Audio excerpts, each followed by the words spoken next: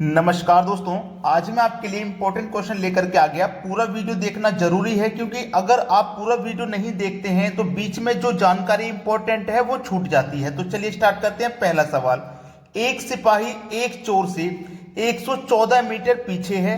सिपाही 1 मिनट में 21 मीटर तथा चोर 15 मीटर दौड़ता है। कितने समय में सिपाही चोर को पकड़ लेगा? दो व्यक्ति हैं, एक सिपाही है और एक चोर है। तो यहां पे सिपाही है तो मैं सिपाही लिखूंगा, ठीक है। और सिपाही के आगे आगे कौन भाग रहा है? चोर है तो मैं चोर लिखूंगा। दोनों की चाल दी गई है, ठीक है, दोनों की चाल।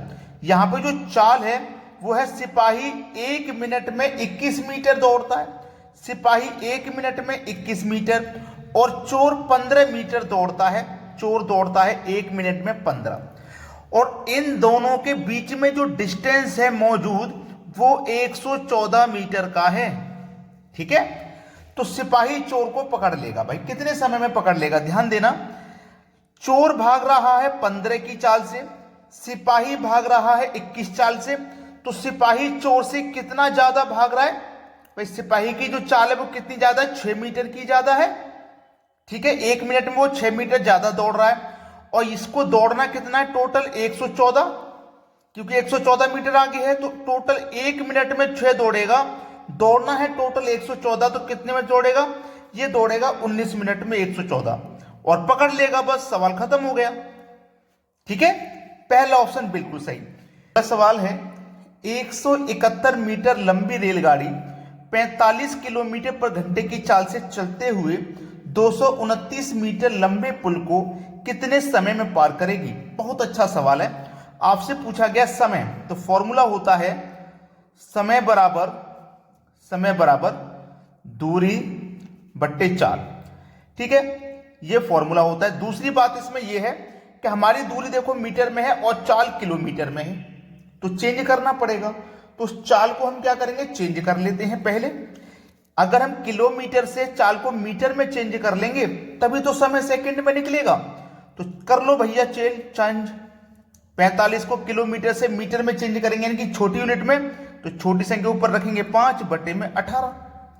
बस कटा लो, 9 दुने का 18, 9 पंजे 45, 5 गुने 5 25 बटे में 2। चाल आगे चेंज होने के बाद 25 बटे 2। तो दूरी हमारे पास, एक तो दूरी 171 है, दूसरी दूरी 229 है। दोनों को जोड़ लेंगे, 171 प्लस 229। चाल हमारे पास 25 बट्टे 2 है, ठीक है। चलिए दोनों दूरी को जब जोड़ेंगे तो ये कितना हो जाएगा? 171 और 229 को जोड़ेंगे तो ये हो जाएगा 400। ये हो जाएगा 400 बटे में कितना? 25 बट्टे 2। 25 बट्टे 2। अब आप अच्छे से जानते हैं कि जो तीसरे नंबर पर संख्या होती है यहां पे, वो यहां से हटके गुने में ऊपर पहुंच जाती है। तो 400 का गुना 2 से कर दो, कितना हो जाएगा? 800। और बटे में कितना भैया? 25। अब 25 से जब आप 800 को कटाओगे तो कितनी बार में कटेगा? 25 से आप 800 को कटाओगे तो कट जाएगा क्या?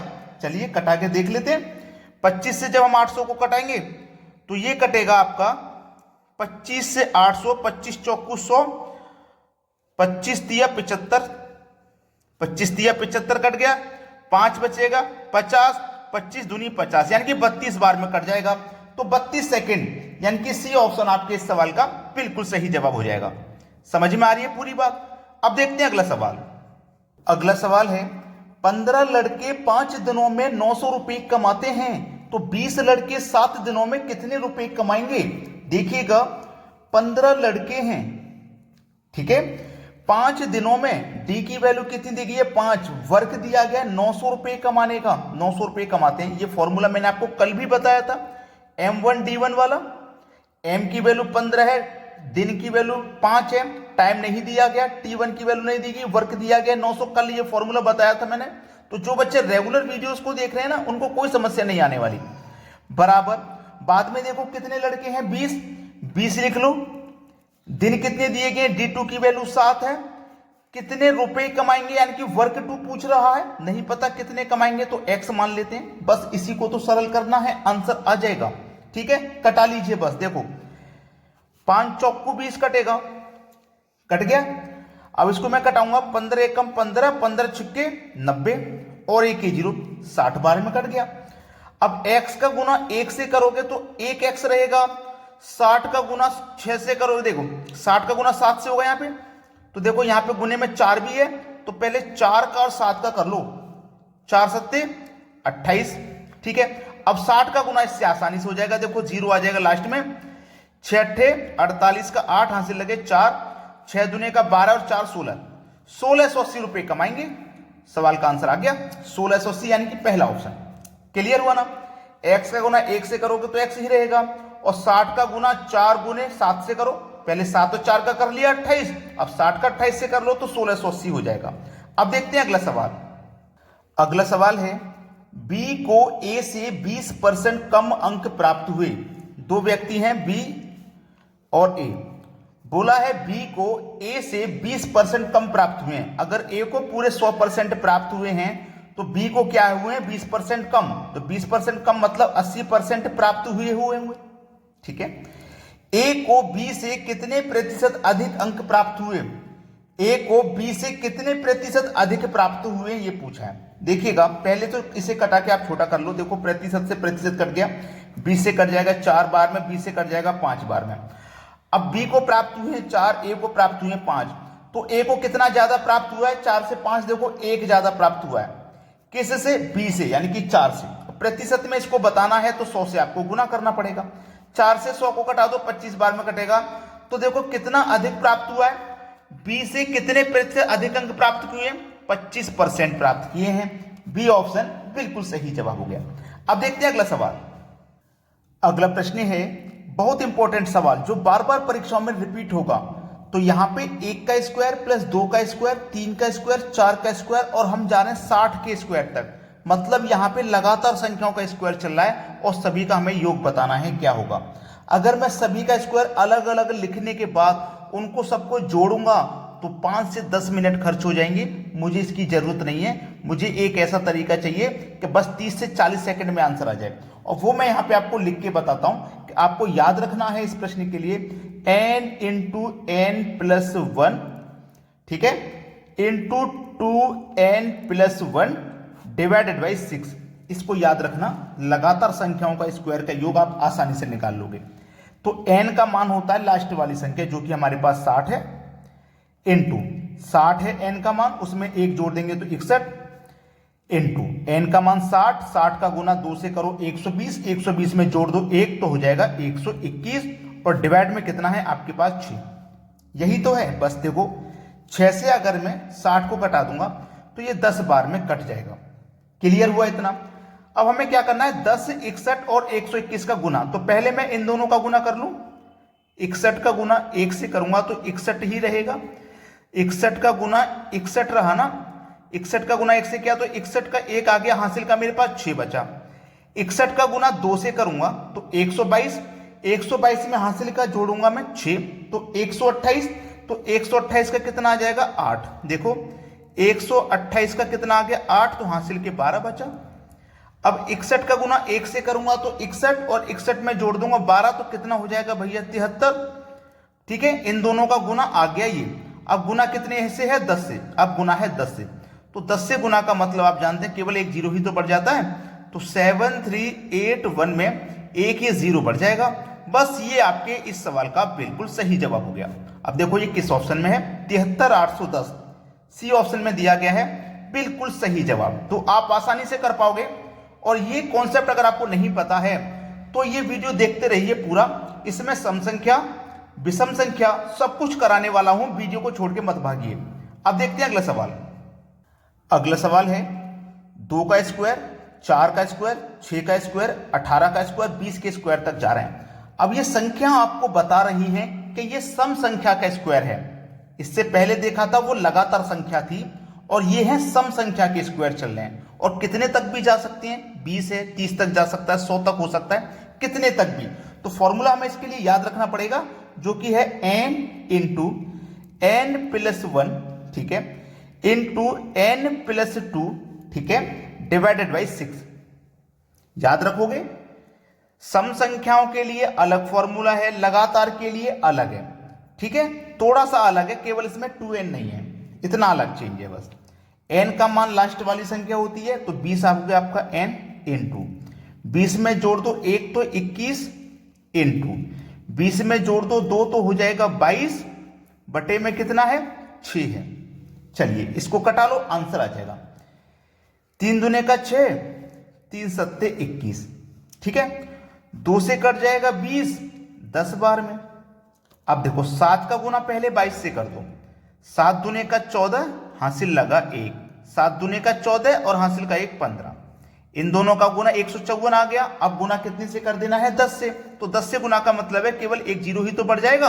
तो इस सवाल का सही जवाब आ जाएगा 1540, यानी कि बी ऑप्शन आपके सवाल का बिल्कुल सही जवाब। क्लियर हुआ सभी को ये संभाला। अब देखते हैं अगला सवाल।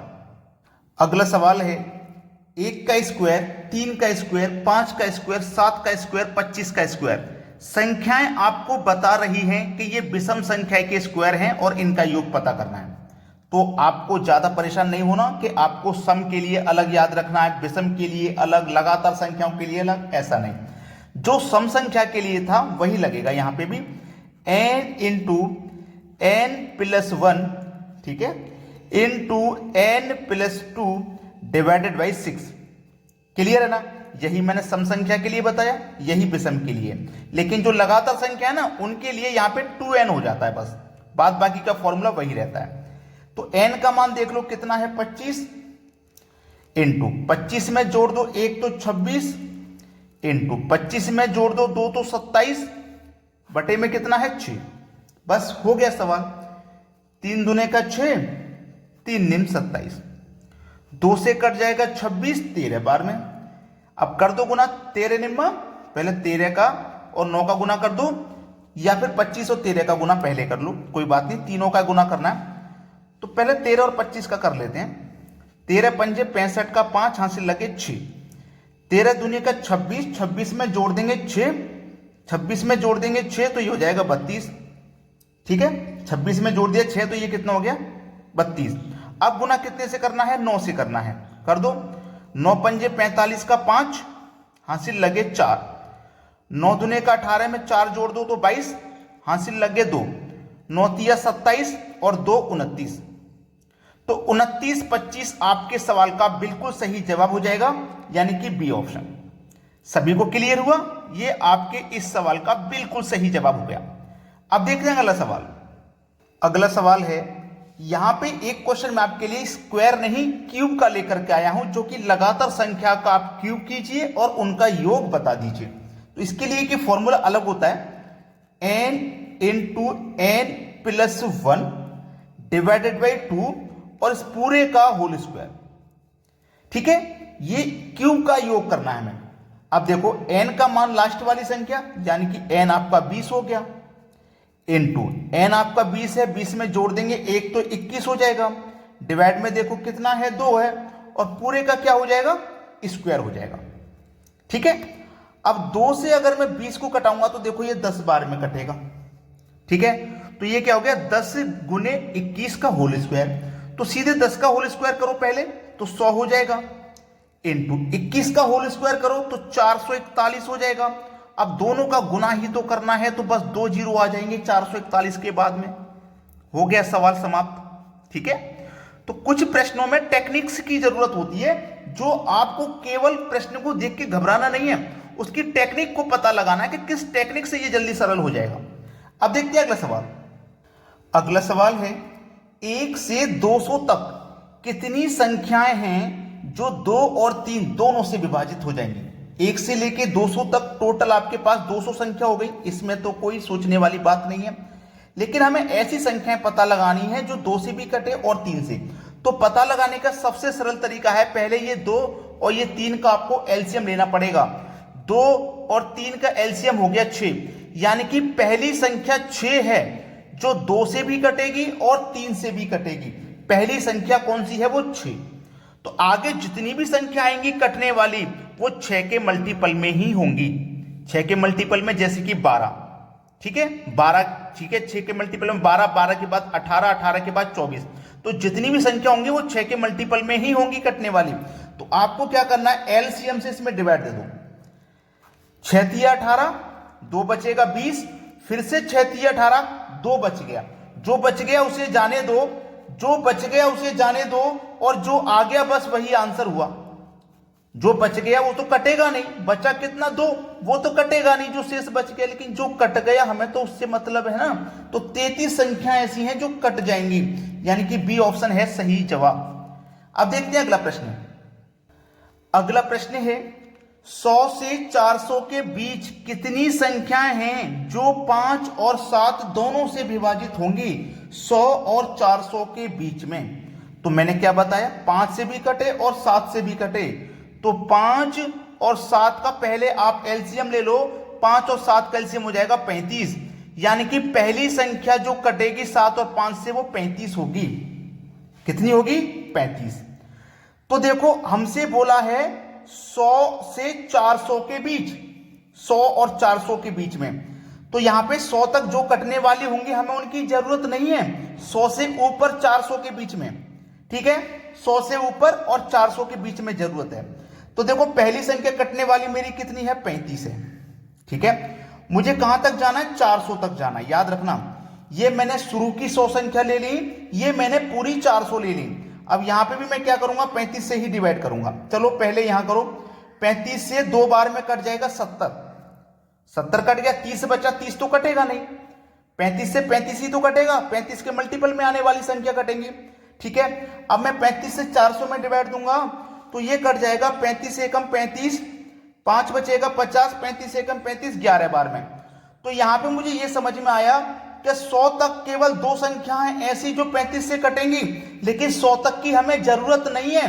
तो ये 2 संख्या हैं जो 100 तक कटने वाली, इनकी जरूरत नहीं है। 100 और 400 के बीच में पूछा गया है और 100 से लेके 400 तक पूछा गया है, तो मुझे करना क्या है, इन दोनों का अंतर, क्योंकि 100 तक की तो जरूरत है ही नहीं, 100 और 400 के बीच में पूछा है, तो जो 100 तक कट रही है उन्हें हटा दो क्योंकि उनकी जरूरत नहीं है।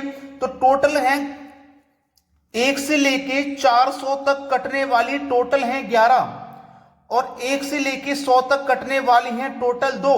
तो 100 तक हमें जरूरत है क्या, नहीं है, तो इस 2 को हटा दो 11 में से, हमारे पास कितनी बचेंगी, 9 संख्याएं बचेंगी, यानी कि सी ऑप्शन बिल्कुल सही जवाब हो जाएगा। बात अच्छे तरीके से आपकी समझ में आ गई होगी। बस आपसे रिक्वेस्ट यही है कि वीडियो जब आपको पसंद आते हैं तो आप लाइक का बटन और शेयर का बटन जरूर दबा के जाया करें। ठीक है दोस्तों, धन्यवाद।